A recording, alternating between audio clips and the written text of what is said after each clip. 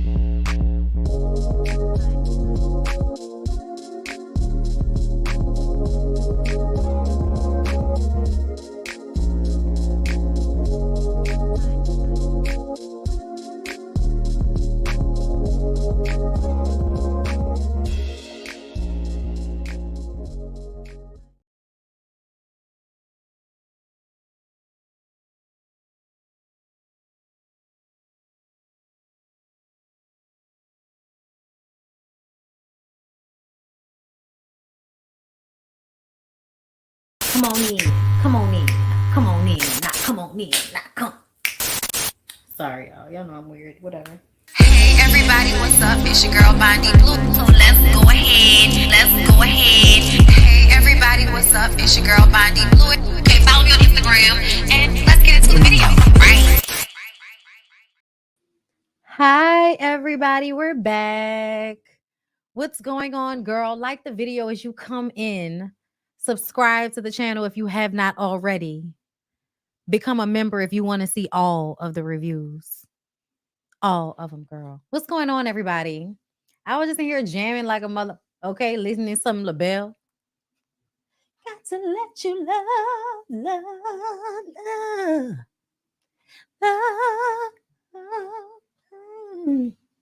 All right, I'm sorry. Hi.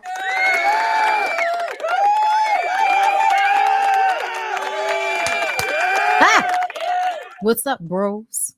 What's up, brosif? Okay, hold up. I'm checking my sound. My sound funny. I think it's this. That's what I think it is. How's it sound to y'all? How's the sound to y'all? Y'all talk to me. Let me know something.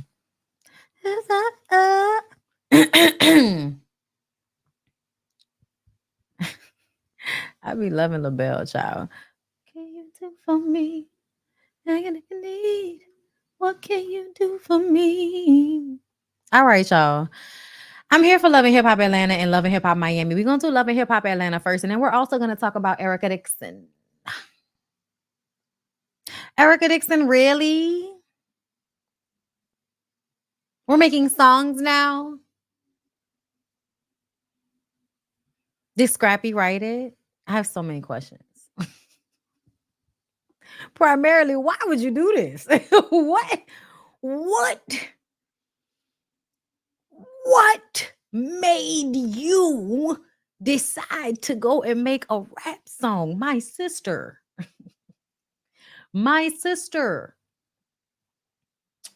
Girl. For what? And then you heard it and still put it out. You heard it. And you still put it on the internet. Oh, okay. Listen. If people want to embarrass themselves on the internet, I'm gonna let them do it. But you're not gonna tell me I'm wrong for fucking laughing. Like,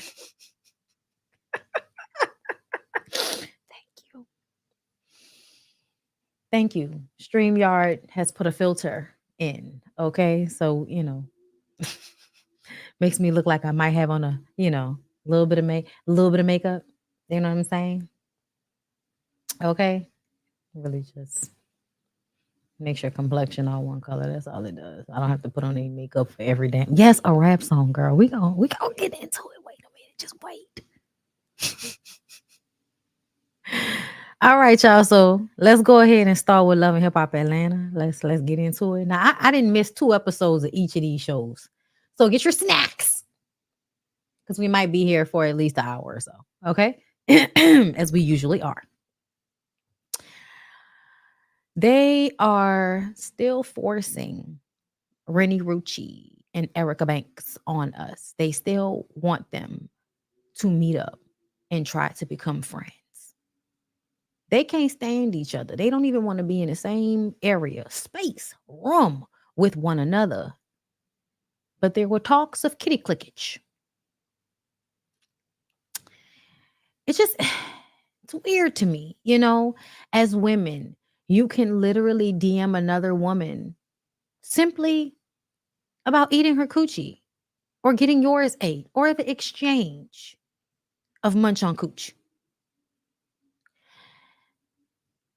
and not have formed any type of likable relationship with her where you would want to like get past the bullshit. First of all, I don't feel like Erica Banks is very like she's not amicable. You know what I'm saying? She's not she's not nice. Like that's not what it gives. You know what I'm saying? It gives I'm problematic. It gives I like to be difficult for no reason.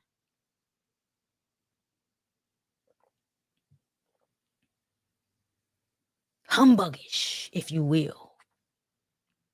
So I don't really feel like the beef between Rennie and Erica is all Erica. I mean, all Rennie's fault. I feel like, a lot of it has to do with Erica, like just being a humbuggish, kind of secretly inside hater ass bitch. Like that's what it feels like to me. But the fact that these hoes have talked about eating each other out before, but can't seem to like meet up to have a conversation and stop fighting one another is crazy. It's crazy. I don't know what's going on in the world. Like for me, I felt like back when I was growing up, if you was gonna eat somebody's coochie, you at least like them. Like if you're a girl, like if you're a woman and you about the kitty click, y'all have at least formed a friendship.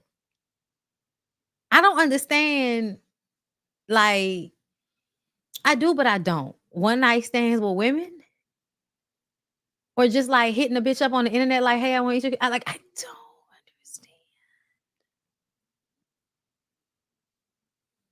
I don't understand. That's just not how it was around my way. You had to like actually like the girl. And then you get to the sex part. But you usually like them first. Even if you are attracted to them, like you see them, they're pretty, whatever.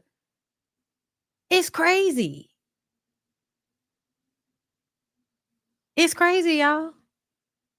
That's what the girls are doing these days. They just meeting up and eating each other's coochies like gay men. I had no idea. I had no idea, girl. I know women use women for sex, but damn. Like just like that? Oh, y'all some hoes out here, man. Do you? You know what I'm saying? Nasty ass bitch. Do your thing. Do your thing. Do your thing. So Erica meets with Yandy. She always has like a grandmama ass wig on. She still has to finish 2 projects for 1501. Girl, I feel bad for you because I think that's a fucked up deal for anybody to be in. But it just always reminds me the way you was online caping so hard for them people when Megan was going through this exact same situation. I just can't get past it. Yandy tells her, make sure she use 1501 people because they're gonna be taking half of every dime. So make sure you use them and they work for the dime that they're gonna get. Yandy impresses on Erica how awkward the energy of the group is because she and Rennie Rucci have beef. Yandy wants them to talk and not fight. Yandy says she's not going to have any of that any longer around her. You're not going to be throwing drinks and yanking weaves in my presence. I'm about to try to run for city council, bitch. I'm about to try to run for city council in a state that I've only been in since the pandemic. All right, do you think, ma'am? I'm sorry, not Bam. Yan. Carly throws a mixer to upset Kai. You know, that one guy from 1501 that she's dating with a really long face like Eeyore. Bam sees Carly as comic relief, as we all do. After Mama D tore her degree up, she needed somebody to make her laugh. Y'all, it bothered me when Mama D ripped it up. Like every time I see them, like the ripping of it, oh, it just kind of made me like, oh, choke this old ass lady. Oh my God. I get it. That was so annoying to me. God.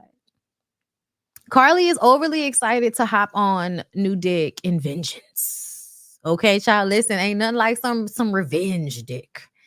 Okay, Bam says you shouldn't do that, friend. Bam goes to see Amy at her photo shoot, and I think Bam's responsibility every scene is to show up looking her absolute very best.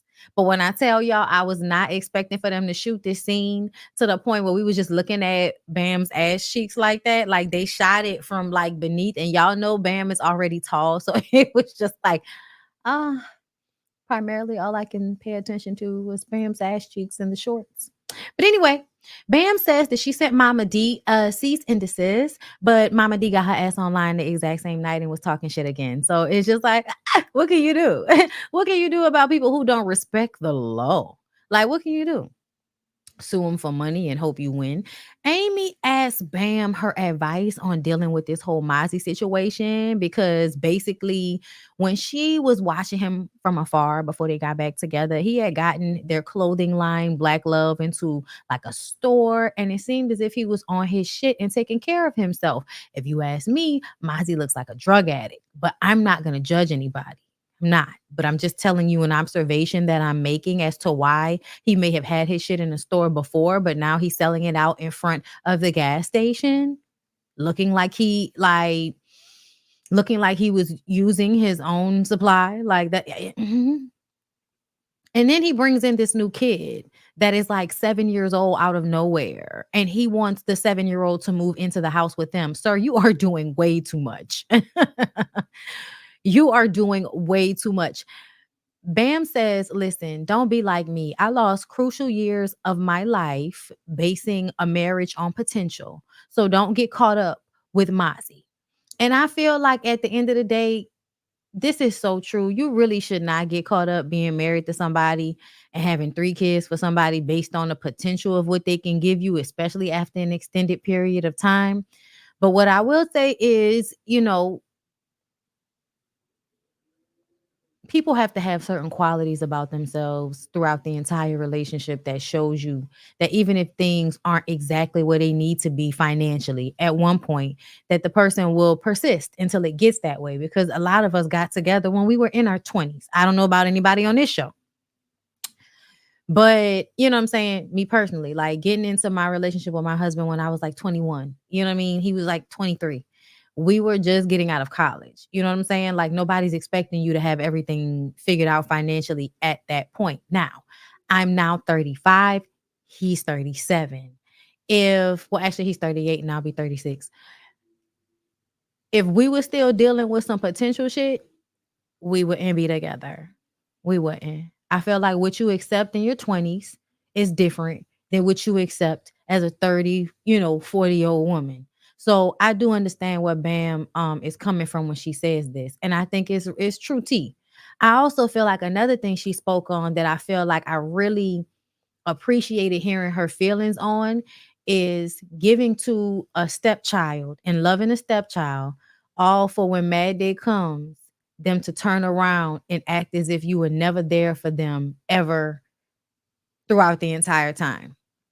And I feel like that's really a baby mama, baby daddy thing. You know what I'm saying? If the baby mama and the baby daddy ain't shit, and you know they ain't shit, it's usually not going to work in your favor because they're not going to let it. They're going to remind you that these kids aren't yours. And, they're going to make everything that you did in order to take care of the child as your own. They're going to make all of that shit seem as if it didn't matter or it didn't happen. Because I think the revisionist history that everybody has about Bam as it pertains to Imani is annoying. Because before the divorce, because the divorce was happening around the time that E-Money and Bam had the back and forth on Instagram that really sparked all of this, that lady comments and all of that shit. Before that, everybody thought their relationship was good. Everybody thought their relationship was good.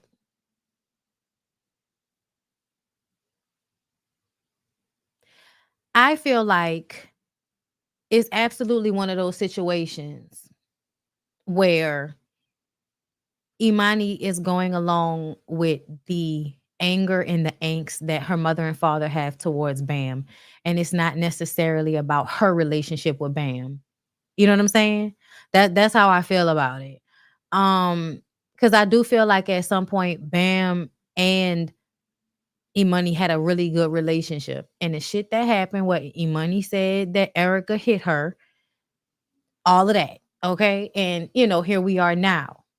But if you ask me, I feel like ultimately we're never going to be able to control other people in any form. And that even means pouring into a child and having them one day turn their back on you when you have only really tried to protect them.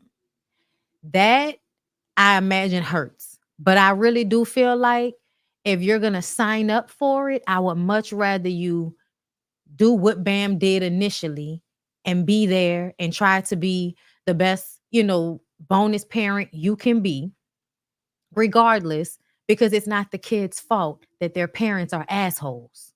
So if you can form a good relationship with that child, do it anyway.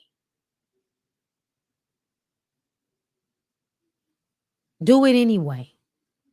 And I feel like that's really just about being a good person and having your own values that you won't shake because other people don't have any.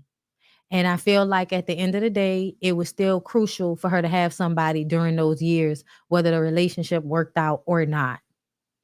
And the truth of the matter is, as these kids get older, and Money is only 18 years old, as they get older, they become clearer. I'm just saying, it takes time, but as they get older, they become clearer on what has actually taken place. It's not always the same thing as how they feel when they're younger, in my experience. Okay?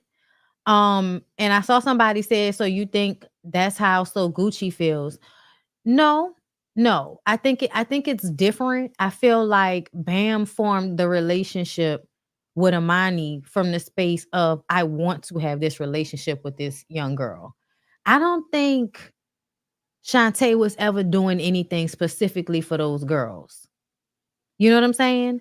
Um, I also feel like what has happened between Bam and Erica is kind of worse in a way of, the fights that happen, the calling the cops on each other, and then them breaking up and Erica and him getting back together and doing all of this shit online to kind of provoke and antagonize Bam.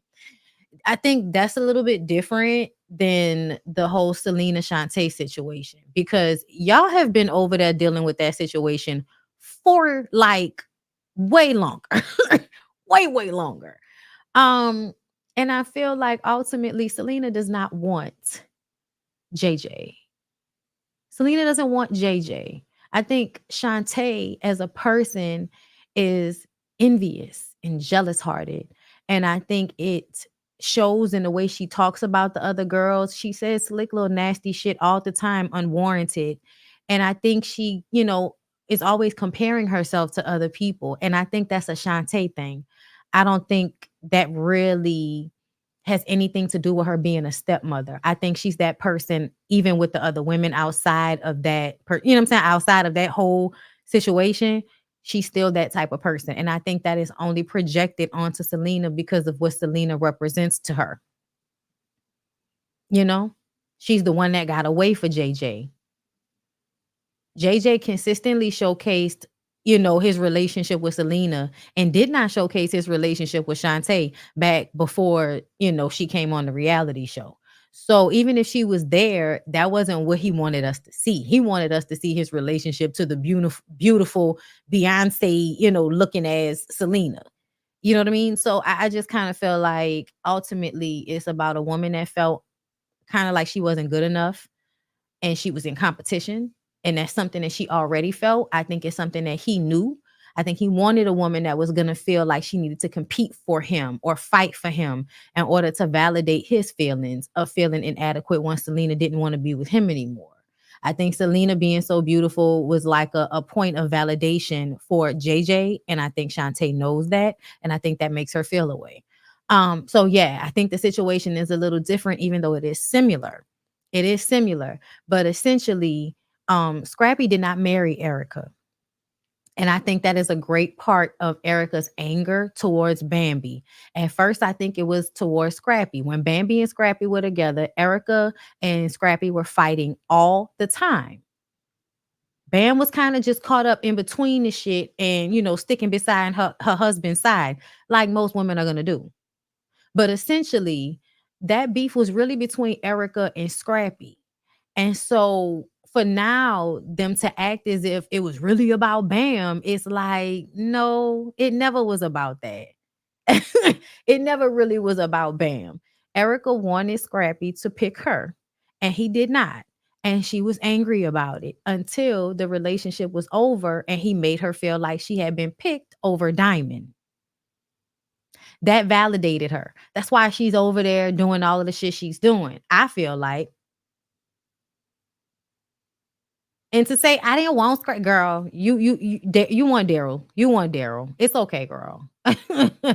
Are divorce parties a real thing? Yes. People have divorce parties all the time. It's just usually women doing it because it's the women that are escaping from slavery. Okay?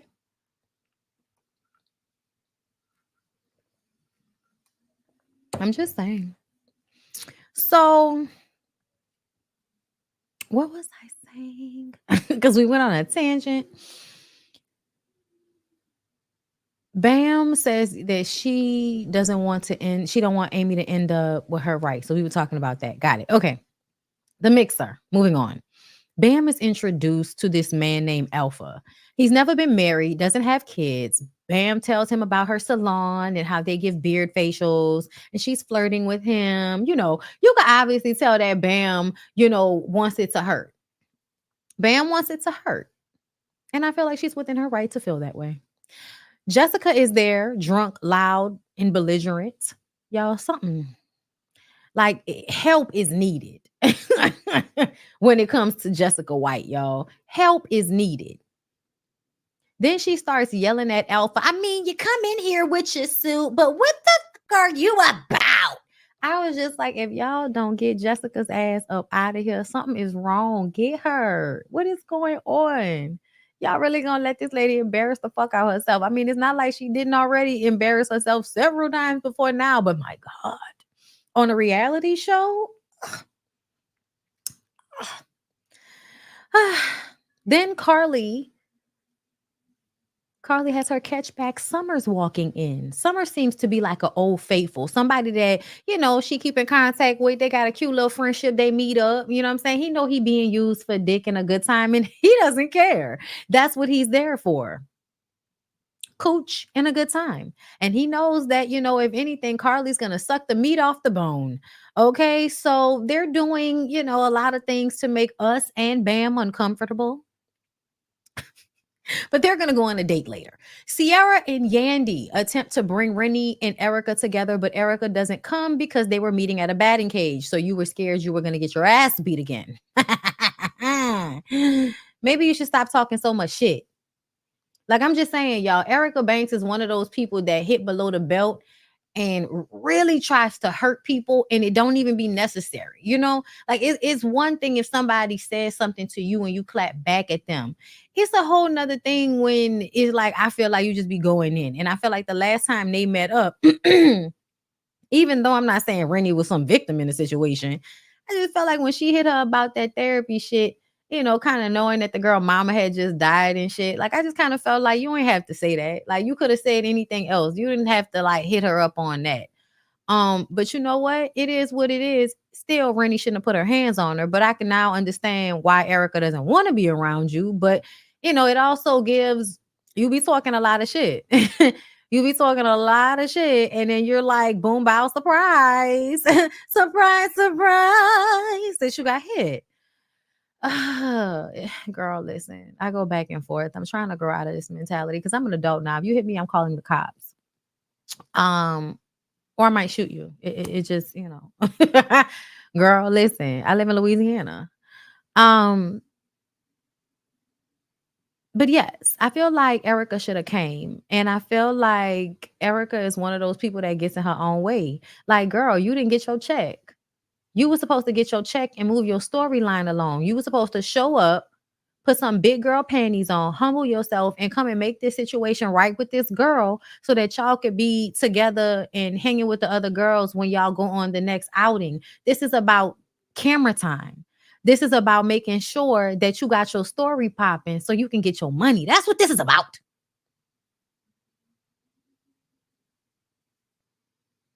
I don't know what else she thought this was about, but she playing herself. She's playing herself, okay?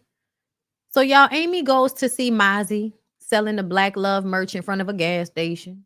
She asks for half of the rent at least, and he says he doesn't have the resources. He's here by himself. He has to watch his steps. That whole I'm out here in the street. I just got out of jail. She was like, you've been out of jail for 7 years. So I could have been out last year. It's still hard out here. I still can't do it like you can. That very mentality is why you are in the situation that you are in. And then he ain't saying it. He doing all of this screaming and grandstanding and shit, but he ain't saying how he mismanaged shit. He's not talking about how he mismanaged the funds. Oh, yes. Oh, yes.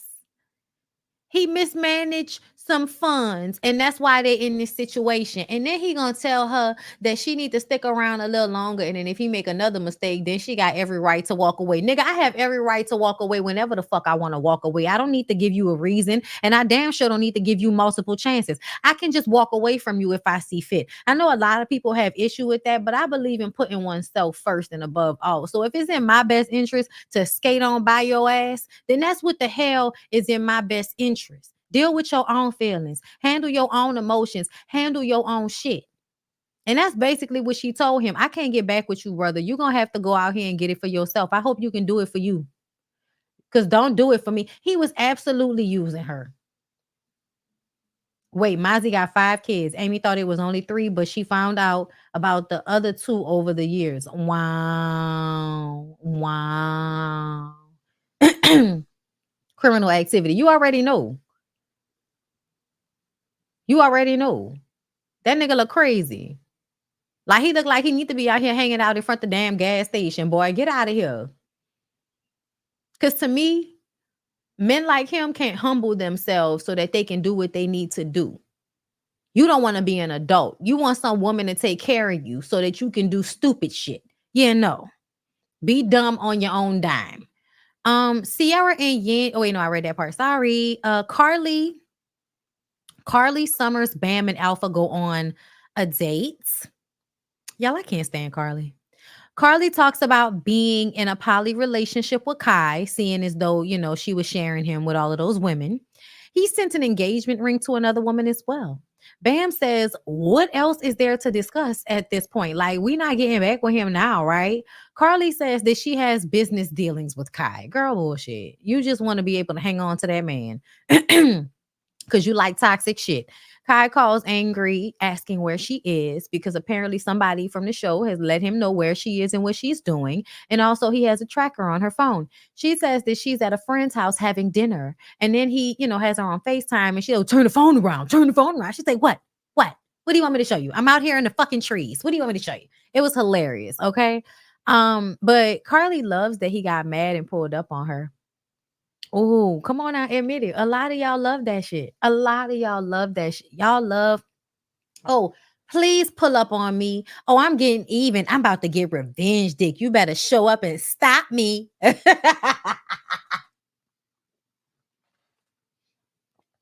a nigga strangling you and putting you in the trunk.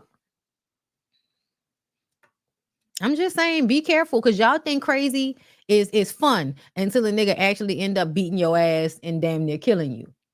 Just be safe out here, young women, because they really romanticize being abused in your relationships. I was watching some music videos from the early 2000s. Yo, any rap music video about a relationship in the early 2000s, late 90s is so fucking toxic. It literally depicts women in abusive relationships who are addicted to the partner they're in the abusive relationship with. He's like shaking you up. Okay, in your flip ponytail and your wife beater, like shaking your ass up in the kitchen. And then the next thing you know, he's telling you to go pick up some drugs. And when you come back, y'all are split it. And you like, yeah, okay, I'm gonna go and do that. How's it going down? Like, what the fuck? Understand how that mentality has permeated the minds of the young kids that was growing up back then, like myself. And why adults in they in their 30s and shit and their 20s, why y'all like toxic relationships so much? Because this is what you've been taught. The old school movies too. Oh yeah, they be slapping the shit out of bitch. Don't you know I love you, woman? Girl, what the fuck? They've been telling y'all that a nigga beating your ass is love in so many words for years. And then y'all turn around and blame women when they be in these relationships, you know, as if they haven't been being conditioned with the media and their own personal, you know, eyes, seeing their parents' relationships that have been affected by that same shit that they saw growing up in their era. Child, we so used to like toxicity that any amount of, you know, balance is like boredom. So you like the uproar. You like the fact that nigga might be cheating and he gonna chase you down and then y'all gonna fucking, y'all gonna fight and y'all gonna fucking, y'all gonna fight and y'all gonna fucking, y'all gonna fight and y'all gonna fucking, y'all gonna fight and y'all gonna fight and y'all gonna fuck. Y'all gonna fight and y'all gonna fuck. Fucking y'all gonna fight. And it's fun. Child, I got tired of that shit. Bitch, by 19, I was wore out. I'm done. I'm tired. I've had enough. Okay. At 19, girl, I had it up to here with toxic relationships. No, thank you. Now that I'm in this age range, I'll be like, oh, this feels toxic.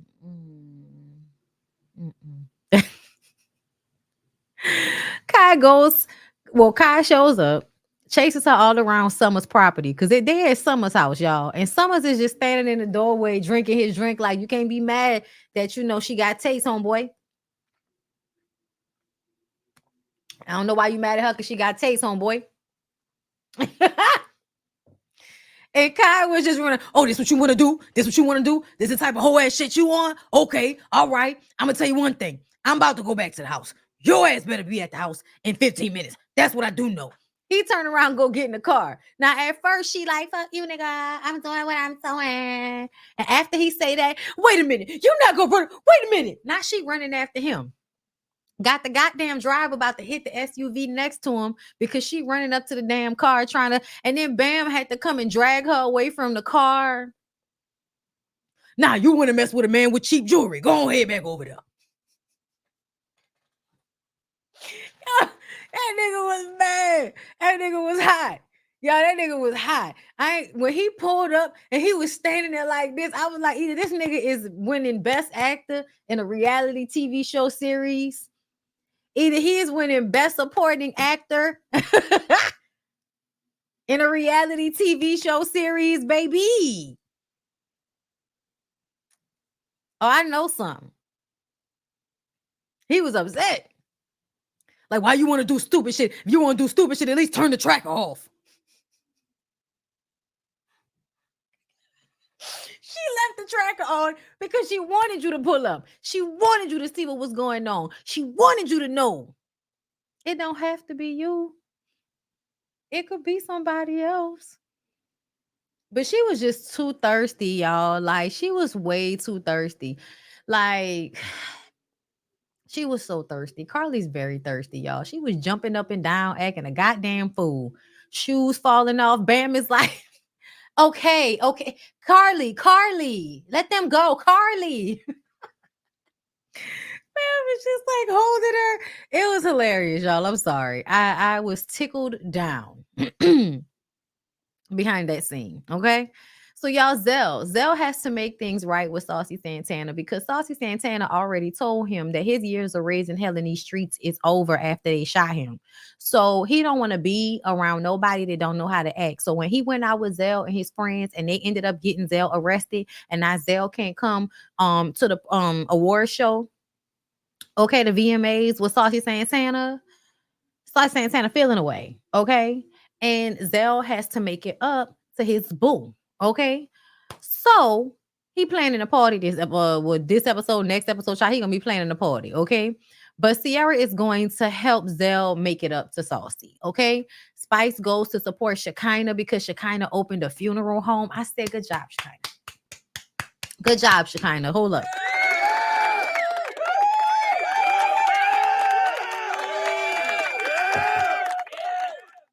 Okay. I don't know whose glass she broke. I don't know. I saw the glass on the ground, but I wasn't sure what happened. I feel like they edited it out for insurance purposes. So Kendra wants Joc to leave her out of the situation with his baby mama, and she wants to go to Saucy's birthday party. Joc doesn't want to go because he's going to get questioned about when he got online and said that you couldn't pay him $250,000 to perform in front of a whole bunch of gay people. It was in a Vlad interview. Vlad is always catching you niggas up and getting y'all in trouble. I also want people to understand what clickbait is. I understand you feel like clickbait merely means getting someone on a post with the caption, with a snippet, with a thumbnail. But clickbait, by definition, is deceptive. So if it says they're going to tell you about this person cheating and you get on there and they never said anything, like I think somebody might have made a video one time saying that they had a recording of me talking about Tasha K. Nobody ever heard such recording of me talking about Tasha K. That was clickbait. Okay? That was clickbait. So clickbait is deceptive. Joc said what the fuck the people are upset that he said because it's stupid.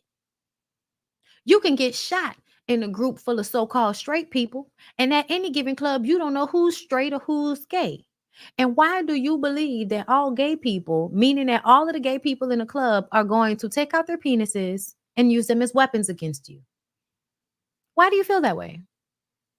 And then you say you're not homophobic. But if you know the definition of what homophobia is, it's a fear of gay people. And it sounds like your uncomfortableness comes from you being scared that performing in front of a group of gay men is going to make them pull out their penises and use them as little tiny swords. Or you're scared about how the hood niggas are going to respond, right? Because that's what the bulk of your money is made, and they're going to feel the way if Young Joc takes his green perm press, down to perform for the kids. He even brought that up. And I'm just like, if you are already living outside of these gender roles per se, because yeah, it's not gay to press your hair. It's not gay to color your hair. It's not. One thing really has nothing to do with the other. But because we live in a society that tells everybody that if you do anything outside of this box, this hard line box, it's considered othered.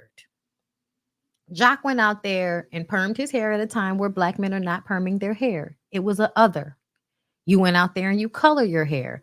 It was an other. Yeah, Scrappy may have done it, but still, y'all had permed straight hair with colored ends. Most of the niggas is not out here doing that unless they're living outside of the parameters anyway. That's normally why people think that. Okay? I'm just saying. I want to, because I hate when we are obtuse and act like we don't know why people say the things that they say. It's because the people that feel more comfortable to color their hair and be outside of this heteronormative box usually aren't heterosexual. That's why y'all are outside of the heteronormative box right now doing such things as far as the other heteronormative people are considered. I'm just saying, doesn't mean it's true. But yes, Young Joc absolutely looked like an auntie. And so we are offended that you living outside of the box yourself is judging the other people living outside of the box just a little bit differently than you. And we know how much you niggas love to say that y'all don't like to judge people. And it's so funny because I feel like y'all judge gay people all the time. But let somebody bring up Russell Simmons. And now all of a sudden y'all don't want to judge men who've sinned. Now y'all don't want to judge. Somebody's gay. Y'all got y'all judgment books out thick and heavy. A woman wants to be a whore. Oh, y'all got y'all judgment books out thick and heavy. But when a straight heteronormative man does some shit that's completely disgusting, despicable, out of pocket, illegal, not everybody wants to not be judgmental. Fuck y'all. And Joc, you sound stupid for saying that shit. Spice invites the girls to a tea for tea. Sierra got a new boo. It's nothing serious. Rainy got a new man. It is serious. Spice tells them some of her organs are failing and the doctors have to diagnose her, and everybody starts crying. And then talking about how she needs to make up with Carly if that's what she's going through, because you never know. And Carly really loves Spice. And I just kind of feel like, Spice, y'all tell me. I'm not gonna proceed to know anything. Okay, because last review y'all told me that because I'm not a coochie doctor, I can't say that sweet tea seems to be lying in some respect to me. I can't say that. Okay, I'm not qualified, so I don't want to act like I'm qualified to know that if somebody's organs are failing, they wouldn't be sitting in front of me on a reality show in a full face of makeup, a wig, and a waist trainer. I may not be qualified to make that assumption, but I'm going to say I feel like Spice is fucking lying about her organs failing as she's sitting in front of us right now. Because that's what she said. That's what she said.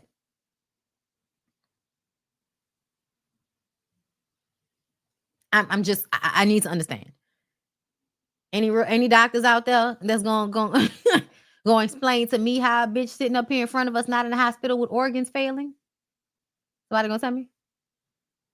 I'm confused. I'm not even going to pretend to know. I think whatever she's going through is because of those botched BBLs as well that she did not need. I think Spice craves attention, and I think she likes to be a victim. I do. I really, really do. I think she loves to victimize herself in every situation that she can. Jessica meets with Chaotic because Chaotic is going to be the go-between between she and Saucy Santana. Because y'all know Saucy Santana, gay or not, is a street nigga. And so Chaotic also being a street nigga, they're cool. So Chaotic is flirting with Jessica, and she asked about Erica Banks. And he said they got friction right now. And the way he looking at her is so grimy. Like, please stop staring at me like that, sir. You are making me so uncomfortable. Can you just act normal? Can you just act normal? Y'all don't know how many times a woman would start liking you if you would just act normal until she tells you she wants to fuck you or gives you that energy. Like, it's like niggas be trying to stare you down until you look back at them as if as soon as you lock eyes, that means they're gonna be able to take out their dicks on you. Like, I don't know what be going on with that. But have y'all that's happened to y'all before? That's happened to you before. Stop staring at me like that unless I'm inviting the energy. Like, as a woman that likes other women, the way you do this is if you're really trying to do it, you hit them up one good time, right? They sitting there for a whole fucking scene. If she wasn't giving you none of that action when y'all walked into the scene after you first sat down, that's when you know what I'm saying? Oh, well, you knock it off and you just be regular. He couldn't even be fucking regular. Oh my God, y'all. Just, yes, very predatory. Creeps me out. Anyway, she said that he's on bullshit. He is on bullshit. They discuss working together once Saucy Santana comes in. And Jessica says that she did not want Saucy to feel like she was putting him on the spot. They discussed this party that Zell is trying to throw for Saucy. But just like Zell says, Saucy is feeling a way about who is going to be invited because he does not want any more bullshit in the vicinity of him and his brand. That's right, girl. You better change. Okay, you better learn from the mistakes and not let these people fuck your money up. Y'all, I feel like Saucy be writing for people and we just don't know. I feel like Saucy be ghostwriting for a lot of these hoes. And I don't know exactly who, but I know who he started ghostwriting for. Anyway, they discussed Joc's problematic comment, but Saucy understands because Saucy is male identified. Saucy doesn't often go off on people for homophobic shit because Saucy grew up around all of the homophobic people, so he already know how they are. He know how they is, and he not finna argue with y'all about it. It's just it is what it is. He know how the hood niggas gonna feel, and now he knows how to like handle his shit. But see, back in the day when his ass used to be at the strip club trying to get up there on stage with the bitches, the niggas had a problem with it and, shot at him and shit. Y'all remember that? He has changed since then. Okay. So at Saucy's party, Sierra and Rainey talked to Carly about talking to Spice because her organs are failing. As soon as Joc and Kendra walk in, Zell asked Kim about what he said. Saucy says, listen, we gay boys are hood niggas too. Okay. He brought up one of the songs that is one of Joc's most, hood nigga songs. It ain't a radio hit. And just to let him know, like, I'm a real fan. And if I'm trying to hear your music, ain't nobody trying to pull you into a dark room to fuck you, son. Like, we enjoy your music just like all the other hood niggas. And Sassy says, I understand feeling uncomfortable, but I'm going to go get my money no matter who's in the room. I'm going to perform in front of the whitest of white people. I'm going to get my check. Okay. And you know what, Saucy, that's up for you. You know what I'm saying? To decide. But I respect how you feel about it. Cause I also feel like, if you can perform in front of a group full of, racist white people who also enjoy your music, performing in front of a room full of gay men shouldn't be that serious. And I feel like Joc is absolutely probably performed for people he thinks hates him. Okay. Anyway, like it hasn't all been hood niggas. Joc at one point was very successful. So I'm sure he's been in rooms of people where he didn't feel comfortable.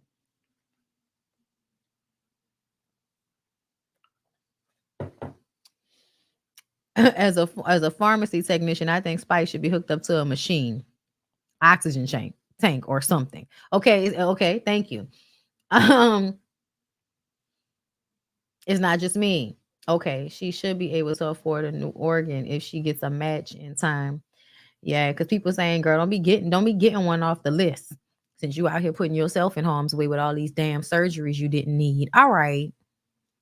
So ultimately, in a conversation, they cool. Ain't nobody got no problems. Joc doesn't want any issues. He doesn't want anybody to think he's homophobic or anything like that. But he just is, if he isn't comfortable with something, he isn't comfortable with it.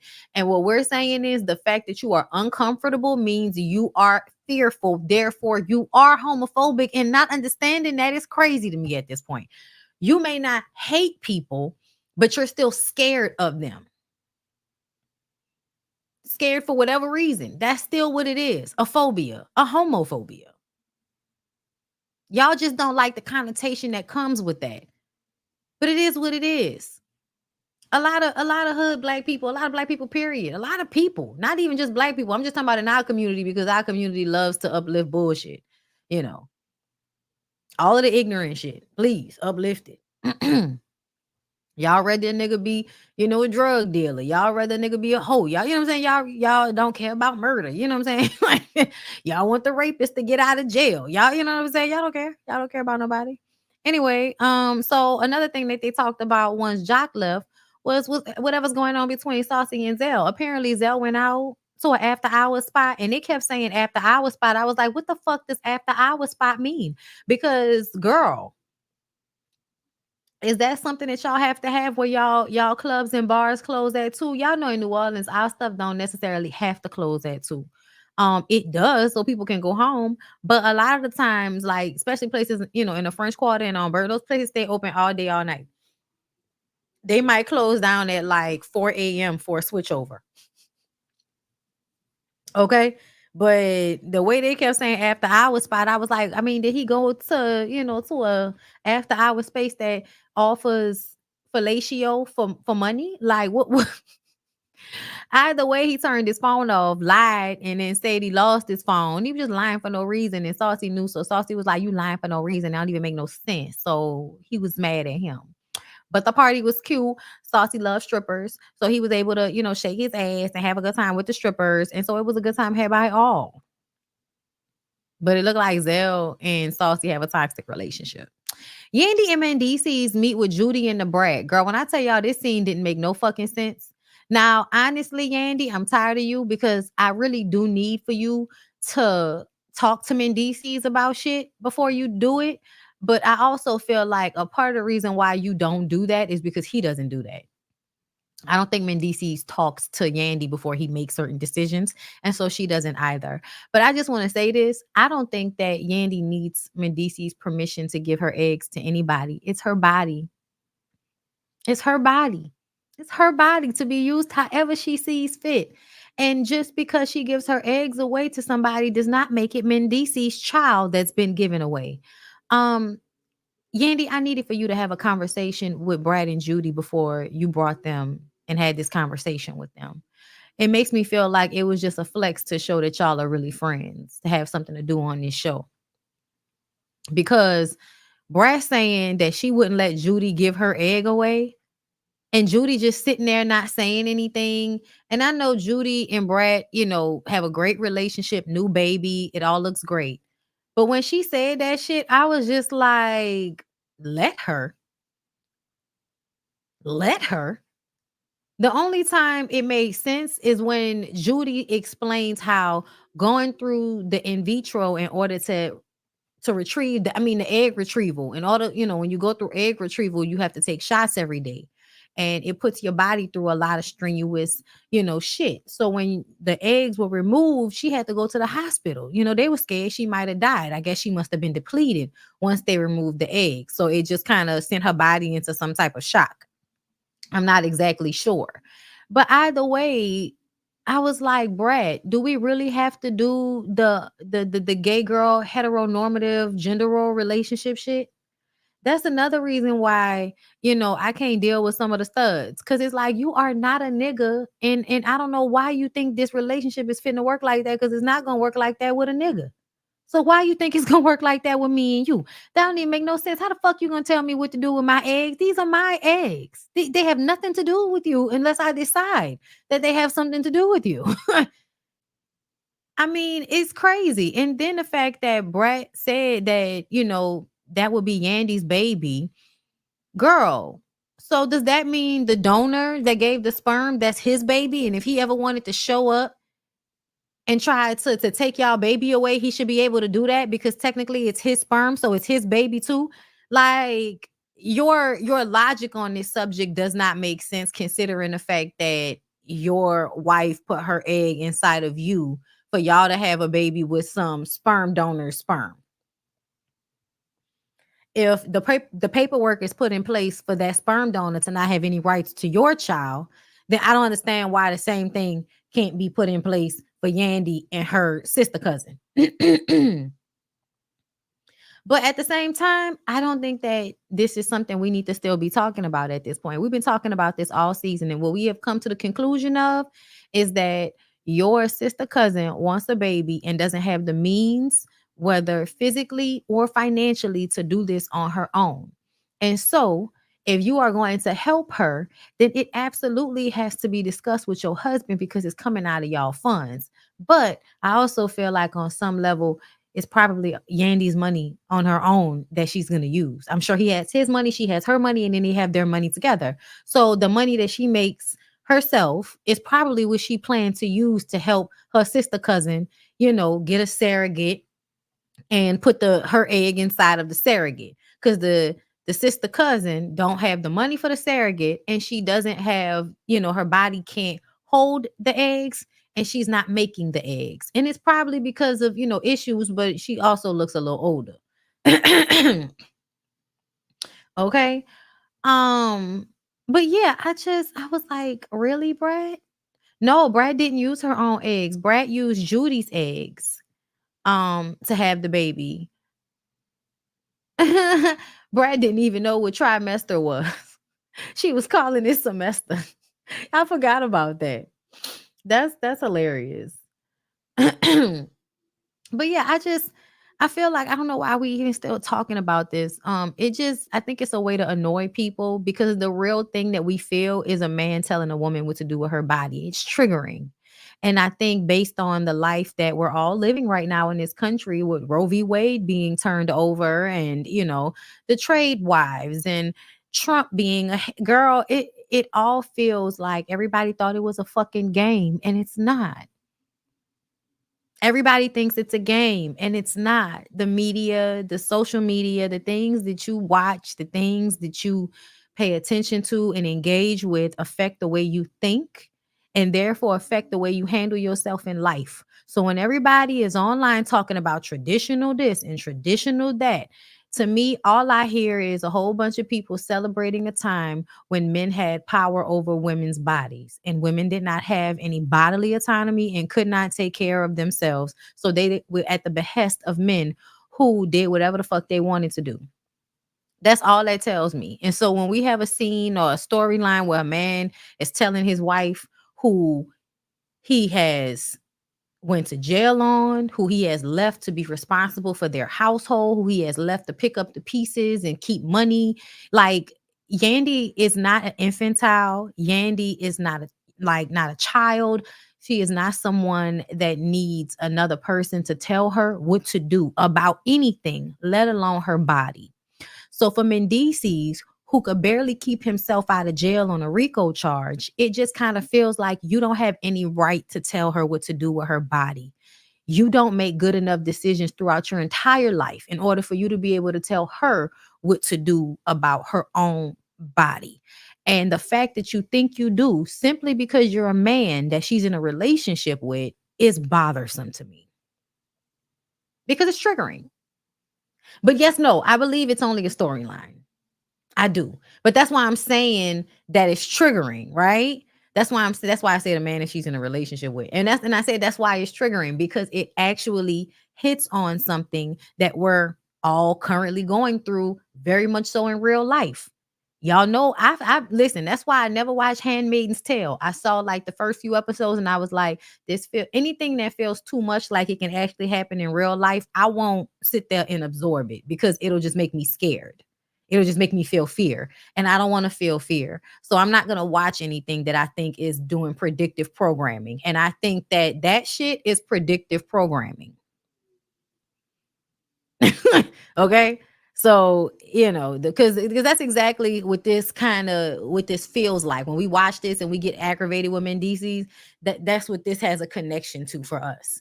At least for me. And I feel like for a lot of the consciousness of the women that watch this show, and Yandy and M&DCs and the producers know that, which is why this is the storyline they chose. Especially seeing as though Yandy wants to be involved in politics, with the greatest threat that we're dealing with right now. Okay. So yeah, Yandy, I think, really needs to think about this, because ultimately you need to pay some like, I think sis needs to get over the idea that she's gonna have a child that is biologically hers. Just let it go. You really want to be a mother? Go adopt a child and stop. Because ultimately, this is something that you aren't able to do. And as fucked up as that is, as hurtful as that is, that's the facts of the situation. And pushing and pushing and pushing about this, if it's real, in which we don't think it is, but you pushing and pushing and pushing for this to happen just kind of feels more of a you thing than a I want to raise a child thing. You know what I'm saying? Like, I want somebody to love me and it has to be my biological, you know what I'm saying? Versus just being a mother and having that experience with a child that needs it, that may not be biologically yours. So yeah, but that's some people business. And like I said, I don't think it's real. So Spice wrote a letter to Carly about how she hurt her feelings. Spice says Carly made her feel used when she put the song up for a Grammy and didn't tell her. Carly apologizes for that. Carly explains her feelings of being scared of being attacked when they went to the Dominican Republic. And I'm sorry, her fear of being attacked by Spice, period. Because she did attack her. But I'm confused on whether they were talking about the DR trip where she had the surgery, or the DR trip that they went out of town and went to the DR. I'm trying to remember which one. But either way, from what it sounds like to me, Spice, first of all, you attacked Carly. So after that, Carly was scared to be around you. Then you heard from somebody that when you were in the DR and y'all was supposed to be doing something else, all Carly wanted to do was party. And so you were mad at Carly because all she wanted to do was party. Then another friend accidentally sends you a video of your doctor speaking on your condition, and this was the same information that was used by the blog. So for some reason, Spice's mind automatically feels like this video from another friend was supposed to be sent to Carly. We don't know why she feels like it would be sent to Carly because there's no evidence that she was talking to Carly. Okay? But either way, this is what she assumes. Then the bitch gets on the internet last night, and we're going to play that video talking about it was about a man. I think that Spice likes to be the victim. I think that Carly really does care about Spice, but I think Spice gets off on making Carly beg for her friendship. And I think now that Carly no longer wants to do that, she's still forcing the issue. Like, why would you write a whole letter and then Carly can't even respond without you crying and trying to make it seem like Carly's making you out to be the bad guy? That's what the narcissist shit came in for me. There was one DR trip. Carly got hit in the Bahamas. Okay, thank you for that. Now I remember. But yeah, I'm annoyed with Spice. I feel like she's doing what she's been doing for the past few seasons, really. She likes to victimize herself. She is a bully. Carly didn't call her a bully, but she's like, I'm a bully. Okay, I'll leave. And then ends up screaming about Carly making her, you keep making me seem to be the bad person. Bitch, if Carly can't even respond to you or get it out how she feels, you are the bad person. You are the bad person. You attacked her, first of all. You attacked her. Then you keep trying to find reason after reason after reason to blame her for why you refuse to hear her out or anything. And you didn't change the reason several times. It's changed several times at this point, y'all. I am tired of Spice. I've been telling y'all that I was not here for Spice ever since the Erica Mena shit happened.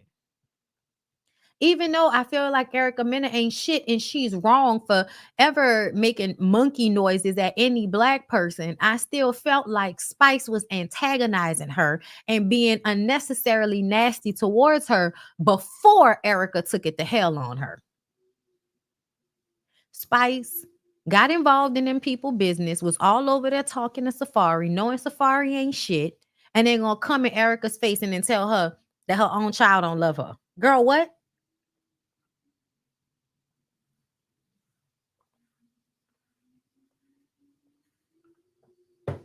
I don't like Spice. She work on my nerves. And then I saw her on Zeus Network and I was like, continue the degradation of your brand. Jay Jersey, thank you for the super chat. The lady who wrote The Handmaid's Tale said she took things that actually happened to women in human history. So no one can say the events in the book were her imagination. Oh, no. I don't think it was her imagination. I think that when we put things out there, it's to prepare people for what's to come. And a lot of the times movies and televisions really be hitting it on the head. Like I told y'all, I talked to y'all about it on Instagram and on my live, with my members. Poor Things on Hulu. Poor Things on Hulu is fucking fantastic. It's strange, it's weird, it's nasty.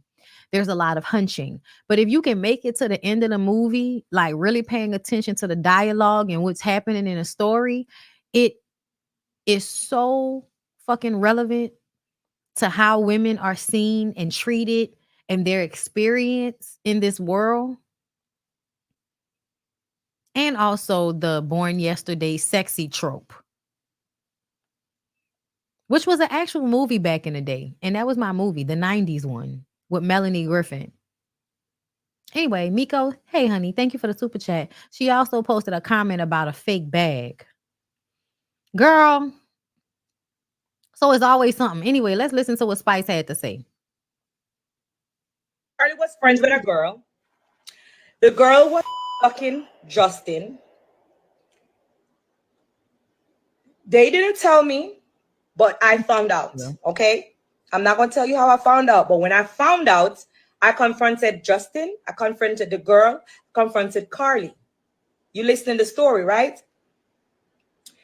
The girl used to come to my house to do my makeup. Mm-hmm. She used to come at my house all when Justin in at the house. Mind you, they used to have a relationship. When I confronted them said it was before me, so they didn't feel like, oh, I didn't to tell me it's not. No, them stop talk, and I did before me, and them never feel like it was nothing because of this and because of that. I don't care if it was 100 BC. If you're gonna come to my home when my Monday, in my face, I do my face, you need to say that. Like, don't hide behind my back being my man's ex-woman and up in my face. What?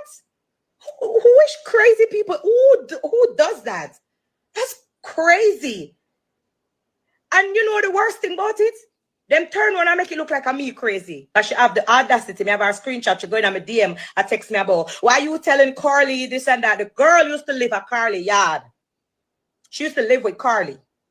But she's also a makeup artist, so she used to do my face. So I used to make her come to my house to do my face. So she's coming to my house. She's laughing in my face. She's laughing up with Justin. Then they act like cookie, kiki. When we find out that bitch is Justin ex-gal when used to after I went to Carly about it, coming by now, the girl lived with Carly, and them say Carly know about it and she never tell me because she never said the need to tell me because it was before me. But even after I go to her and say, Carly, can you believe this girl been in my house for 2 years? Wait, more than 2 years. Because she was in my apartment before I bought my first house in Atlanta. Because the house that I'm living... Girl, we don't care about what residence it was at. She was at your house and doing your makeup. Got it. You keep trying to act like it matters so much whether it was the apartment or the house. Girl, it don't matter. In now, that's not my first house. So at first I was renting an apartment. That girl used to do my face. So it's 5 years. Hey. Mighty God of Daniel, Jesus Christ. The girl there be yard, I do my face for 5 years.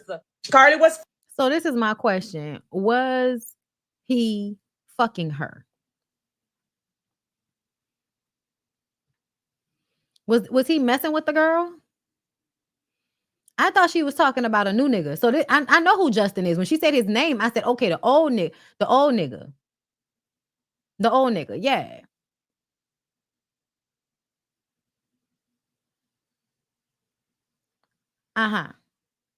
So here's my opinion on that. I do understand where she's coming from, that's some funny style shit.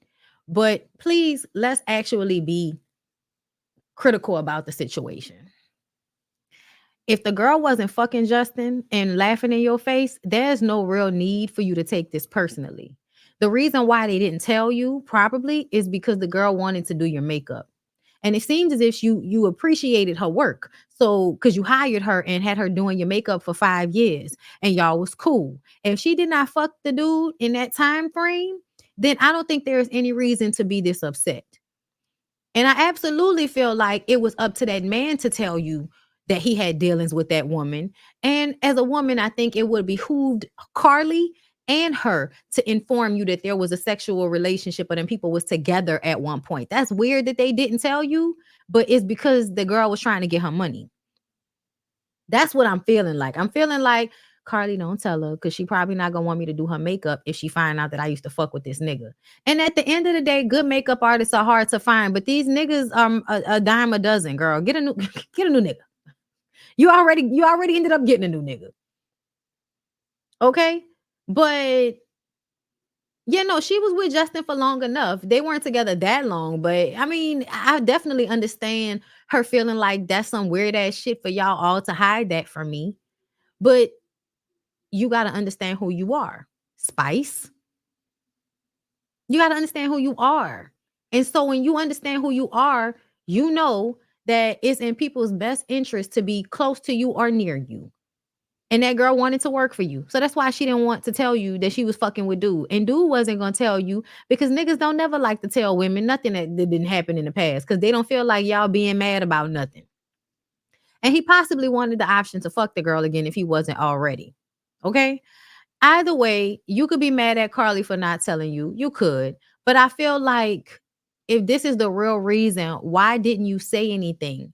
Like, y'all, she's been on the show screaming for at least 2 seasons about why she can't stand Carly, and this was never the reason.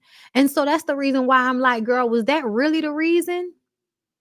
Was that really the reason? Or are you just pulling something out of your ass because you know all of the girls that get real scared about being around women that fuck they man is gonna, have an issue? I want to be sensitive to that, but when I tell y'all the truth, I don't give a fuck. I don't care about stuff like that. I know a lot of y'all do. I know a lot of y'all be so scared and so worried about your man and who he's fucked before and all of that stuff. Y'all be really upset, really worried about stuff like that. I don't. I think it's a waste of energy and time to be worried about shit you can't control, shit that happened before you. As long as motherfuckers ain't playing in your face right now, meaning like as long as they ain't fucking right now, then I don't see the point in being this upset about it. Carly just looking for a reason, if you ask me.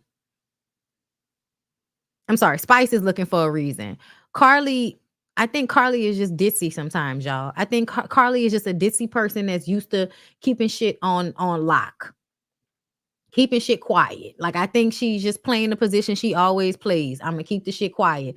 And when they had the conversation during the scene, Carly apologized for everything that she did.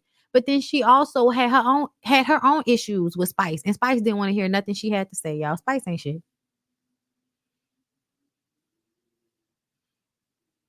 Spice ain't shit. That's just how I feel, y'all. Grace ain't shit.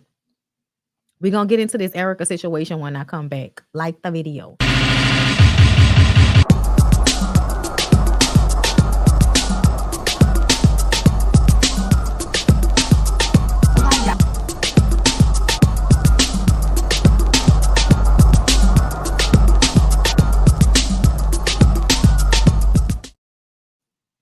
Okay. Hold up, y'all. Okay. Now y'all know we can't be playing stuff all the time. Oh, let me see. Is it out yet? Okay. No, it's not really out. It's not really out. I wish I could find it for y'all. But Erica Dixon drops a new song called Try Me. Please don't test my gangster. I ain't trying to go to jail. Okay. I'm only gonna play like 5 seconds because I don't want to get copyrighted. I don't know if it's copywritten or not, but I don't want to get copywritten. But here we go. I got sold on that BS that you own. Don't get a ninja with a bag. I can get it on my own.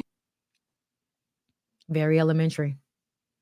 And I ain't even go to jail. Oh, please don't test my gangster. I ain't trying to go to jail, but if you try me. Okay. I'ma have to.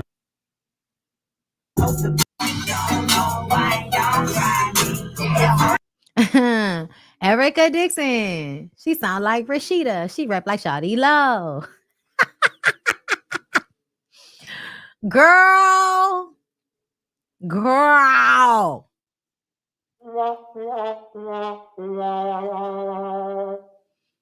Wait, hold on. Let me see something. Hold up. On my own, house is 19.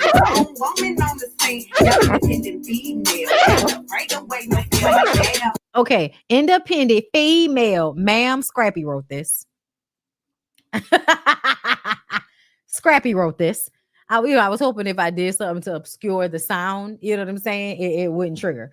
Why did Erica do this? No, I want y'all to tell me because all y'all, I'm on Erica's side. I'm team Erica. I love Erica. Can y'all explain to me why sis went out bad like this? Ain't nobody gonna tell me, nobody gonna raise their hand and offer up any information on why sis went out bad like this. Mama D in the comments talking, I love it. Jamie said no thank you. Y'all see what I posted? The meme of Bam. Shaw Ashley said it's giving Gracie's Corner. Listen, my name is Rashida. I rap like Shawty Love. No, okay, girl, bye. Get away from me. Listen, we need electricians, plumbers, not rappers. Okay? Okay? I don't want rap from people who just decide to rap randomly. If there's no passion, go away. I agree with that. I agree with that wholeheartedly, y'all. Listen, I was gonna send it to Bam, but I tried not to send Bam messy shit. You know what I'm saying? But I wanted to send it to her because I was just like, bitch. What is going on over there? Do we think Scrappy wrote it? Y'all just out here calling yourselves females. Girl, this is so sad. But anyway, y'all, we're gonna take a quick little longer break. And then we're gonna come back for Love and Hip Hop Miami. Can we do that? Can we do that? Okay, longer break. Anywhere you go, give it all. Anywhere you say, anywhere.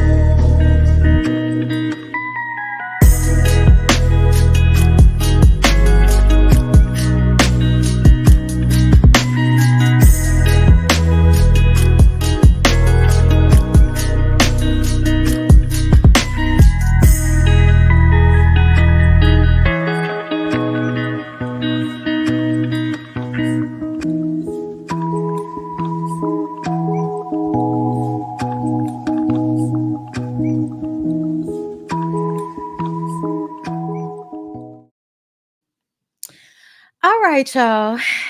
Let's go ahead and get into Love and Hip Hop Miami because there's more Big Bird energy to get into. There's more Big Bird energy to get into, girl.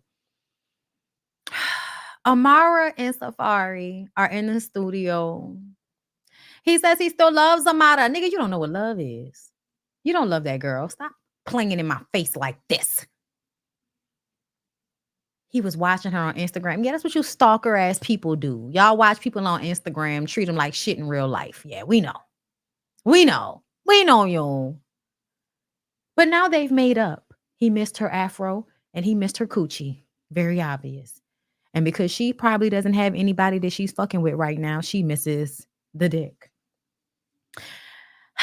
Well, she wants to dig. She wants to dig. Gotta have it. Really need it. Okay. Come through so I can receive it. Listen. Okay. They hunching again. Brooke and Marcus are throwing a pajama jam party at their house, not realizing that everyone has beef with everyone over Safari's penis. Zoe Brinks goes to the gym with her homegirl and cries about people calling her fat.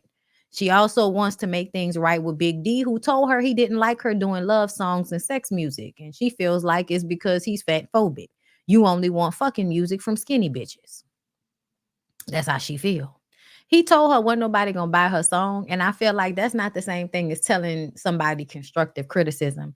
Telling somebody that ain't nobody gonna buy their song, like that's some hater ass shit. Like who you think you are? You think you Ike Turner motherfucker telling somebody ain't nobody gonna buy that? You know when Ike said it to Tina, it was a lie. Everybody bought it. It was bigger than the music she did with him. Hating ass nigga. She tried to meet up with him and talk it out. Ended up being a waste of time.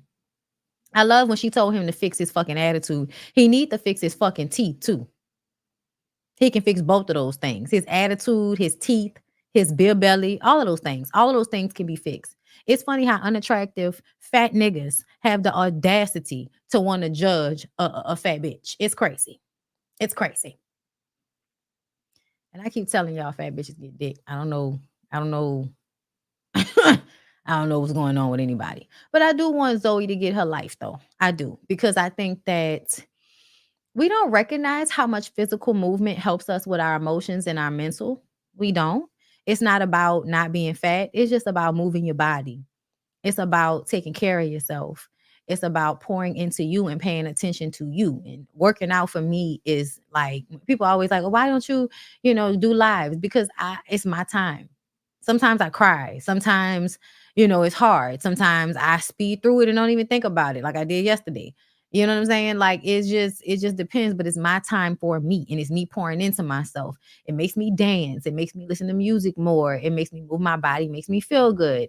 Like it just has a lot of positive effects. And so I feel like a lot of the times all of these things are a culmination of things. You know what I'm saying? Like I ain't about to bullshit with y'all. Zoe's big.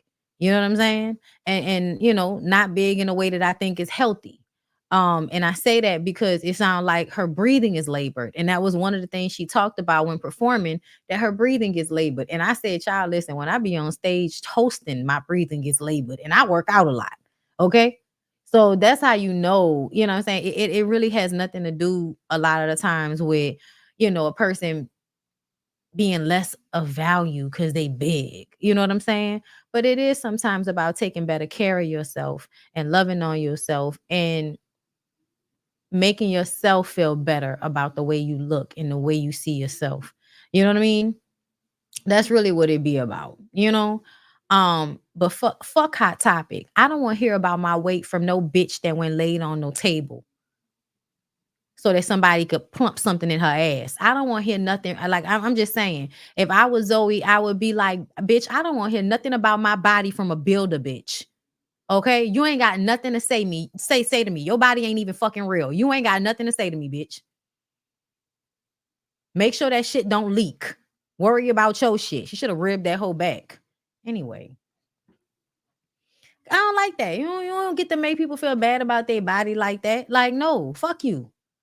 Fuck out of here with that shit. Anyway. But yeah, girl, you got to be able to perform your songs and shit. And you're getting older and you got to get your shit together before you get too old, because when you get too old, then that shit going to start hurting everywhere. Your knees going to hurt cuz your joints got too much weight on them. Like that's just how it's going to end up being, even if you are tall. So, work it out, girl. Get yourself to a little comfortable weight for yourself, where you're not when you walk, you know what I'm saying? Cuz that, girl, that was one of the things that made me feel like I needed to work out. Girl, I was breathing hard after walking up these fucking stairs. I was like, oh, like I was like 30 years old walking up the stairs one day, and it was just gotta get this together. I'm too young for this. That's how I felt. Anyway.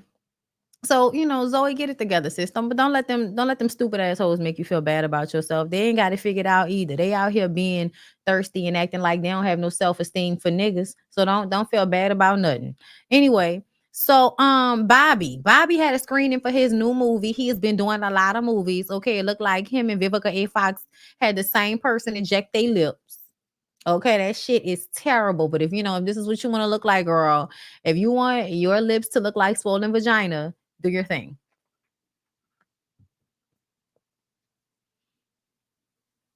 Do your thing. Either way, Estelita's there. Y'all, Estelita is another one with a botched BBL, Lord.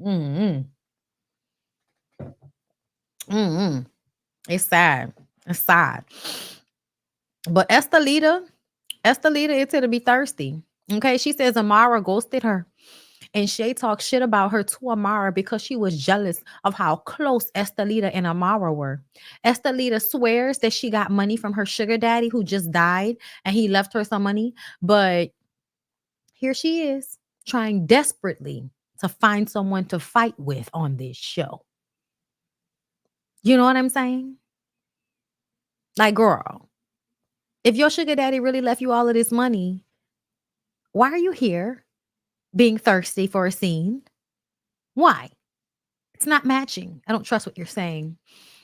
Shay goes to see Flo and she talks about Fabo and her miscarriage. And Flo says that, you know what, girl, you need to go to the mobile. Go to the mobile so you can get a spiritual cleansing, you know? And of course, we got to hear from Shay about I'm Baptist. I don't know nothing about no spirits, you know. It's just like, really? You don't know nothing about no spirits? You don't think when people die, they turn into spirits? I don't think they just floating around everywhere. You know what I'm saying? I don't think that. But I absolutely feel like, you know, some people come back and some people don't. Like, I don't know. I don't know. But, you know, it's just like she was saying, I believe in God. Do you believe in angels? Talk to me. Because, you know, I feel like if you can believe in angels, then you can believe in spirits. If you believe in saints, you know what I'm saying? Like, you know, I'm just saying, whatever. Either way, y'all know the ignorant religious shit works on my nerves. But either way, you know, we taking Shay down to the messy ass mobile. Okay. And I honestly don't care for this scene because it was pointless. Shay's Baptist and she's still with this stupid ass nigga. So whatever happened with the mobile is of no consequence. Now, what's really fucked up is Gael going to meet with Claudia. And we find out that back in the day, Gael and Claudia had a one night stand. And so at one point, we don't know whether they're going to fight or fuck. And it annoys me because I feel like they're doing it because they know this is what men like to see. You old, I lick coochie for the, you know, the guys of niggas ass bitches. I can't stand y'all. This is one of the reasons why, like when I was like in my college years, you could not stand telling straight men that you were into women, but you had to because you want them to leave you alone. So you're like, I only date women. Leave me alone, right? But then you got to, oh, you just need leave me alone. Okay? Like in real life, when straight men impose themselves on gay girls and shit, it's obnoxious. So when you see gay girls or women that like other women that kind of project their sexuality as if they're doing it for the male gaze, it's annoying to me. And I feel like this is all acting that Claudia and Gael are doing. You know what I'm saying? Oh, you want to hear my song? Gael start feeling all on Claudia's ass. Then, you know, Claudia is licking Gael's mouth. And I'm just like, thick neck, mushroom head ass Gael, huh? Okay. If that's what you're into, honey, I'm not going to be upset. Do your thing. Either way, Gael, you ain't shit. Because you've been telling your sister that Claudia ain't shit this whole time. Also, you could turn around and go fuck with her. The same thing you did with Marlon. You just want your sister's leftovers. Whatever your sister has, you want to tell her that it's bad so that you can go and get it. And another thing, let's talk about how she feels about Fabo. Talking about she like him. Girl, you don't know him. You don't know Fabo. But I like him. I think, you know, I don't think Shay deserves him. Girl, what? I can't stand bitches like IL. Like, just as male identified and weird as fuck. I can't stand bitches like IL for so many reasons. Oh my God. Ugh. We get to Brooke's pajama jam party. They play questions. They ask who has an STD, and everybody says Eliza. That shit was fucked up, but hilarious. Amara and Estelita talk. Amara says that she did her dirty, not telling her that Shay was talking shit about her behind her back. Estelita said, girl, you had already stopped talking to me. You had already fell back off me. Then she asked, okay, what about Safari? Estelita was like, what about him? I fucked him 10 years ago before you. Like, Amara, why are you even asking Estelita about Safari, knowing that y'all were friends and Safari is community dick? What, girl, what? Stop being stupid. When Bobby walked over and called her delusional when she broke out her song because she wanted everybody to hear her song that she got with Safari, and Bobby called her delusional, he was 100% right. He turned around and told her, girl, Eliza is fucking Safari and you over here doing music with him again. We know that mean you fucking him. If you doing music with him, we know that mean you fucking. He's still a talented artist. Girl, you're fucking him. Stop it. All this fake shit, pump faking. Yeah, you made a song and you also wrote some dick. Ray J and Marcus were talking about sex toys. Y'all, Ray J was just in full acting mode. He's just trying to be the funny, you know, comic relief for the show. I guess, Ray J, you a mess. I wonder what's really going on between him and Prink during this time, since we know that they filing for divorce again. But anyway, once the mess is put out about Eliza pours Red Bull all over Bobby's head and then proceeds to argue with Amara. So Bobby comes in and pours some shit all over Eliza's head. And then Eliza throws a Red Bull bottle in a can. And I guess it must have hit Brooke at some point. But y'all, anyway, Marcus kicked everybody out his house. Okay, the house they're renting to shoot down here. He kicked y'all out because y'all ain't about to fuck up his deposit. All right. Brooke is in the studio. And Marcus doesn't like the song because the context of the song doesn't sound like a mother and a wife. She's a musician, sweetheart. The songs that she sings are not going to always be relevant to her personal life. She's a singer that sings songs. Marcus was coming off as really annoying in this moment. To say he's always trying to, showcase himself as so, above it. This was quite annoying to me. You know what I'm saying? It was just quite annoying to me. Anyway, then they discuss Marcus needing to talk to Safari because Safari is out here causing all of this turmoil with his penis. Estelita meets with MJ because just like Safari, MJ has also had sex with Estelita and Amara. God damn, boy. Y'all be sharing parts, something serious around Love and Hip Hop, y'all.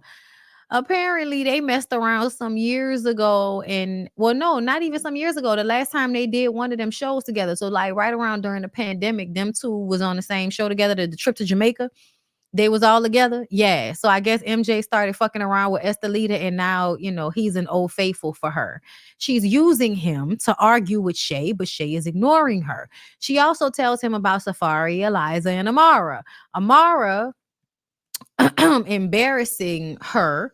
I don't know how Amara embarrassed her, but okay. MJ says it's karma because she broke up with him. MJ, it's not karma, sweetie. It's not karma. People aren't bad people because they don't want to be with you. I'm just saying, like, just because somebody doesn't want to be with you doesn't make them a bad person. And I think you want her to be a bad person because she didn't want to be with you. And it's weird. You and your little hats make me sad. That's how I feel. Okay. She also talks about Fabo's tea and how Fabo not only had the woman in Milwaukee, but he also was fucking with another woman in Miami. So he was just cheating on Shay all over the place. MJ tells Shay about all of the things that he and Estelita discuss. And she says because Estelita did not come to her baby's birthday party, she doesn't trust that hoe. I said, are you serious? Estelita doesn't have any children. If she doesn't want to come to a baby's birthday party, that makes sense. You mean to tell me you're not fucking with her anymore simply because she didn't come to your baby's birthday party, girl? What's wrong with you? Fabo barely came to your baby's birthday party. What is wrong with you? Then she says that Estelita is a scammer. I believe it. Then we find out that she's back with Fabo. Nobody's surprised. And then she tells the audience to suck it.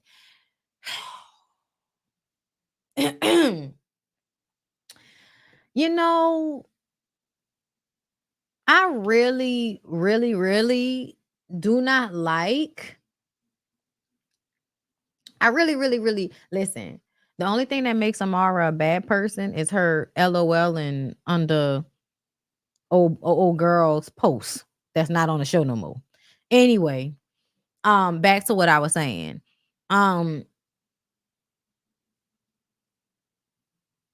Shay, I don't know why you think you are hurting us by staying in a relationship with Fabo. You do know the only reason why people don't like him is because of the way he treats you, right? You do know that people don't like him because he's mistreating you and talking to you crazy and talking to your mom crazy because he's disrespectful to you. He's not being disrespectful to us. So I don't know why you telling us to suck it. No, bitch. All these other bitches are sucking it. And that's why you were over there crying, making him the cause for your miscarriage. And somehow we need to suck it? Girl, if you want to be stupid for a man, please do that without trying to make people who actually want better for you the problem. Like the mass majority of us that don't like Fabo don't like him because we like you. And you somehow think that that makes us wrong. We're the bad guys. We should suck it because we don't want you to be in a relationship with a man that is cheating on you and disrespecting you and stressing you out to the point of causing miscarriage. Girl, our bad. Our bad, girl. Our bad, girl. We got it. We got it and we're good. Please understand. Nobody feels bad for you. Nobody feels like you're a victim. Whatever that nigga in his plats takes you through, that's your journey in life. If you want to be used as a doormat, I mean, that nigga literally told her, don't get on my nerves so I don't have to leave again. He should not leave just because you get on his nerves, because I'm sure he gets on your nerves and you don't just leave him, but he can do that to you. See the imbalance there? And then you sitting up there, let's have another baby. Shay, we are going to allow you to happily live in your delusion. It does nothing to our lives. If you want to be over there being mistreated in your relationship, girl,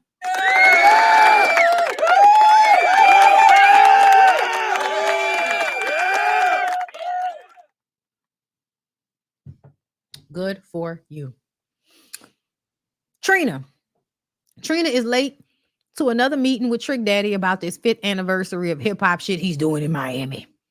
She doesn't want to do it because she's playing in the rockstar music. Listen, I got too much going on and it was real disorganized last time. I had 1,000 niggas in the entourages on the stage. They didn't want to move out the way. See, that's what I'm worried about. Disorganization. Trick don't know what he want to do. And I have the Rockstar Music Festival going on, okay?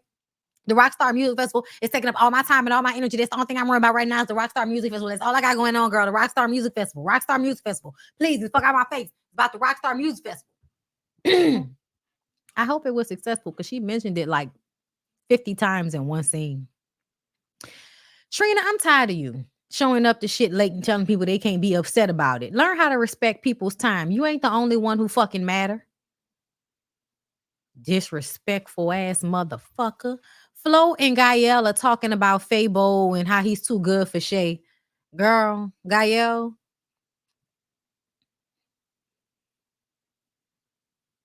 Gael, you're just so wrong. You're just so wrong. You're just like wrong. Y'all want to talk about somebody being a bad person. Marlon shows up talking about he hasn't seen Flo, and she said, I still get work done. I still get business done. Oh, you do? Sound like y'all didn't get no shipment and y'all was supposed to get it yesterday and you calling today. Anyway, he says, won't you come talk to me next to my truck? Now, let me remind y'all that when Marlon showed up on her doorstep begging for her to let him back inside, he was living in his car and his car had windows busted out and had paper bags in the place of where the window should be. So Marlon was living bad out here. He was looking bad out here. He didn't move back in with her, and now he got a new truck, tricked out, and he didn't got his beard colored. Now he back on. Ain't that amazing? How the nigga ain't got not a motherfucking thing when he don't have you. And then when he gets you again, now he's able to floss and tell you that you need him in order for you to be about your business. If y'all don't see how these niggas do reverse psychology on y'all all the time, reverse psychology is like I barely graduated from high school mentality nigga. You know what I'm saying?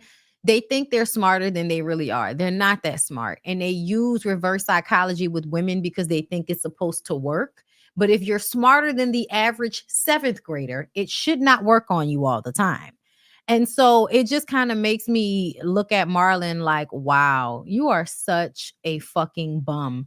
And the fact that she keeps saying that she's letting you live in her house for the kids is crazy to me, because this is one of the times it would have been like, fuck them kids. Your dad is an adult and he should be able to take care of himself, whether he's living with me or not.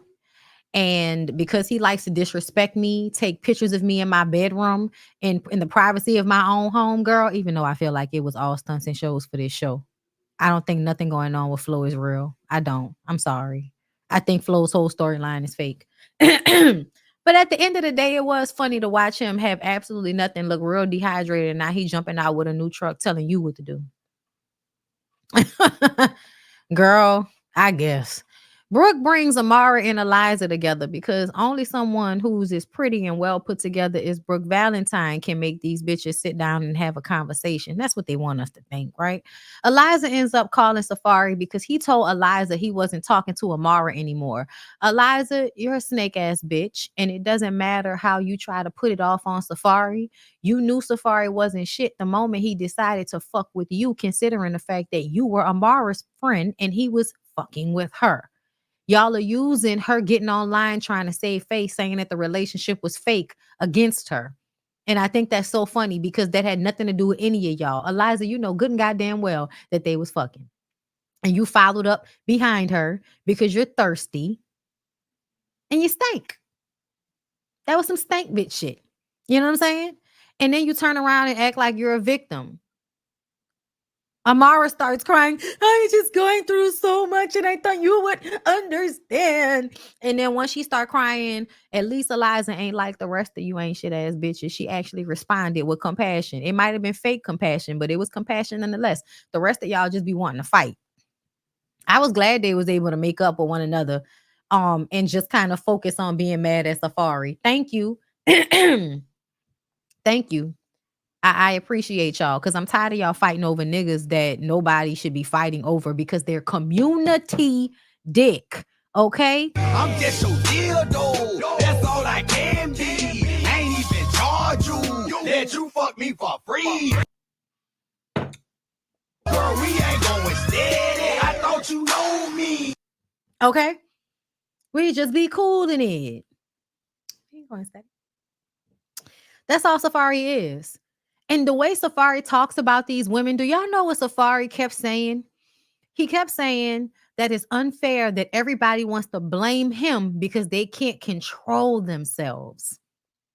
So he sees anytime a woman fucks with him, a woman is being weak and making a bad decision. And because she cannot control herself, she enters into a relationship with him. And now she wants to be mad at him for being the ain't shit nigga she already knew he was, but she fell for the temptation and fucked with him anyway because she couldn't control herself. Y'all, the real part about it is Safari think he's acting, but when him and Marcus met up, Marcus read him the fuck down. Marcus says, "You look numb to me." And he was like, I mean, I am numb. They're all online talking bad about me. And he was like, you think you're the only person going through shit? Eliza and Amara have both been drugged on the internet. You're not the only one, but I just feel like I'm being treated unfair. They don't want to hear my side of the story. Marcus says, when I ask your side of the story, you say nothing. Then, because Marcus has basically cornered him, he jumps up and does an R. Kelly. I'm fighting for my fucking life out here. Why would I hog tie somebody? Why? I don't know how to hog tie anybody. I'm fighting for my life. These women trying to kill me. They tried to kill your favorite bitch. Y'all, Safari did that whole acting spiel he did in that moment because he was trying to be funny and hurry up and get out of that scene because he doesn't ever want to have a real conversation about his feelings, because the truth of the matter is, y'all, Safari hates himself. I don't know if anybody's paying attention. It doesn't matter how much he works out and looks at himself in the mirror and is selfish and does selfish shit, out of, if I love myself so much, I'm going to always choose me, and that might piss other people off. That's not what's happening with Safari. That's not what's happening. Safari is being purposefully hurtful to the people around him because he really hates himself. I'm just saying, like that's my assessment of Safari based on what happened in real life with Erica and the kids and just all of the things we've seen since. I think that he pretends as if he hasn't internalized the things that people say about him, but he has. And the response is to live into it. A lot of men do this. A lot of men cannot take people calling them out on their bad behavior. And so instead of taking accountability, responsibility, and changing their behavior, instead they get mad and say, well, I'm going to do it even more. You since you think that's how I am, I'm going to be like that even more. It's the same thing with Nick Cannon. It's the same thing with Nick Cannon. Y'all, Nick Cannon at one point was considered nerdy, smart. Now he seems to be one of the most degenerate examples of a black man in entertainment. It's sad. It's so sad. The fact that Marcus called Brooke as soon as Safari left was hilarious to me. I do love Marcus and Brooke's relationship. Brooke be always hitting him up. Oh, you ain't talking to them hoes no more. Or you're not talking to them hoes for free anymore. Great. She was like, I got to hit him up every now and again. I ain't mad at you. You got to get it off when you got to get it off and, take it on the chin. You'll be okay. You'll be okay. Anyway, y'all, let me see. I think I read all my super chats. That's all. That's everything that went down, girl. Love and hip hop, a fucking mess. I know we aren't really paying attention to it, but these are normally members only lives. I just wanted to do it publicly because of Erica and Spice. So the next one will probably be private. So, if you want to see it, be a member, girl. But I appreciate y'all so much for coming through today. Thank you so much. I hope y'all have a good rest of y'all day, and I will see y'all tomorrow for a BondyBlue show. Okay?